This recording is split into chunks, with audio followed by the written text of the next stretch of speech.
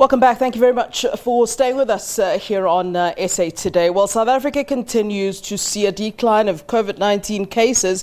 956 new cases have been identified, which brings the total number of cases to 650,749. President Cyril Ramaphosa extended the national state of disaster in March to the 15th of October. The country is expected to move to alert level 1 lockdown soon. We're now joined on the line by Dr. Adrian Puren, head of Center for HIV and STIs at the National Institute for Communicable Diseases, to take us through the impact of easing of lockdown alert levels and regulations have on the fight against COVID-19. A very warm welcome to Dr. Adrian. Thank you so very much for joining us here on SABC News. Good afternoon, Flo. Thank you. I'm going to begin with a very basic question, Doctor. I mean, are we ready from your own analysis and after all you've observed during the time as we're fighting COVID-19, are we indeed ready at this time to move to alert level 1? I mean, I suppose some South Africans have been behaving like we're on level 1 already, but what is your view, sir? Yes, I think there are elements that I think are encouraging for us to move to level 1, but I think we also need to be cognizant that these are risk-benefit analysis that have to be taken into account. So we've certainly seen a decline in the cases. I think we've seen the peak. You mentioned the numbers that have certainly shows that there are lesser numbers of people being infected. But again, just bear in mind that we're not doing the levels of testing that we have done previously. However, when we look at and we look at mortality rates, these are in a similar direction. In other words, they are certainly declined. So I think we just need to look at what that risk is, and what we call in epidemiology is the reproductive number. And if this is 1 or less than 1, then certainly I think there's good indication that we could certainly move to the next level. But again, the concern is that, and we've seen what has happened in other countries, in Europe, the United States, and the UK, that as we move through these different grades of risk, that in fact we could then see another surge in cases if we do not still install in ourselves the ability to have the physical distancing, the hand hygiene, the wearing of masks. These are still all critical activities that need to be in place. And how likely is that? I think you anticipated my next question, which was really what is the likelihood in South Africa then of that peak? I mean, it is quite scary. And as I said in my first question, the fact that it does seem as though people are relaxed. And I wonder if you can blame people because, you know, there is also that fatigue of all these things that we've had to do. I mean, I've been walking around seeing people actually not even having masks on. So, I mean, are you concerned? Are you really worried about the fact that this is a reality that really can hit South Africa, that we have this peak or spike? And you'll, of course, correct the terminology I'm using here and give me a better terminology there, sir. You know, I think even the epidemiologists are puzzled as to what term to use, whether this is going to be the second wave or a surge, for example. So we could have spikes, for example, as well. So I think it just depends. And so I think there are concerns.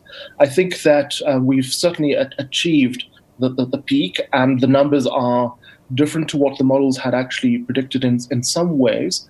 However, that does not mean that we should now become complacent. In fact, even more so, that those risks are really still in our hands, and we really need to ensure that at home, at work, in the workplace, at schools, that all the key messages that we've been talking about over these last few months still remain in place, even more so.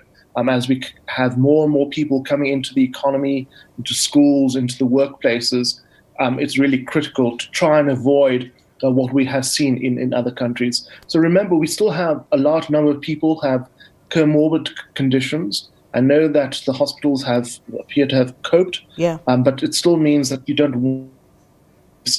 still want to have people with comorbidities to be shielded and protected in order for us still to have transmissions at lower rates than that we currently are seeing. And I think, Doc, you can give me, a really objective view in this regard. I mean, if you were to ask the government, they would say, we did really well in this pandemic. I've also seen some weird articles from, people like from international media in the UK saying that they're surprised that Africa hasn't seen, the huge numbers of deaths that perhaps were expected. From where you are, Doctor, do you believe that indeed South Africa, I wonder if one can say can do well, because we did see deaths at the end of the day, didn't we? But can we say that we did all right, considering how many deaths we saw, say, in America, I think it was Italy as well, that had really, really high numbers. I mean, what do you think about, and I hate to use the word, our performance here in South Africa and largely in Africa, I suppose? Yeah. So I think what we're talking about a scorecard, in other words. Yeah. So I think we still take seriously the fact that, in fact, we still have mortality, which will probably be higher than I think we would see for example, influenza, for example. But it will still approach the numbers that we are seeing for HIV or TB. It still could approach those high numbers. So I think we should not think that we've done well in that particular sense, because I think we're still seeing transmissions and we're still seeing mortality from that. I think there have been some lags in the mortality reporting, and so that should match with the excess mortality, which I think is about 30,000 odd deaths, for example. So I think I don't think we can really say that we've done well in that sense. I think we have done as much as we can in terms of trying to ensure that we could lower transmissions as far as possible in order for us not to overwhelm our health system, in order for us not to have high rates of mortality. All right, Dr. Puren, absolute pleasure having you talking to us here on SABC News, and we certainly hope we'll get a chance to chat to you again. Thank you for giving us your time.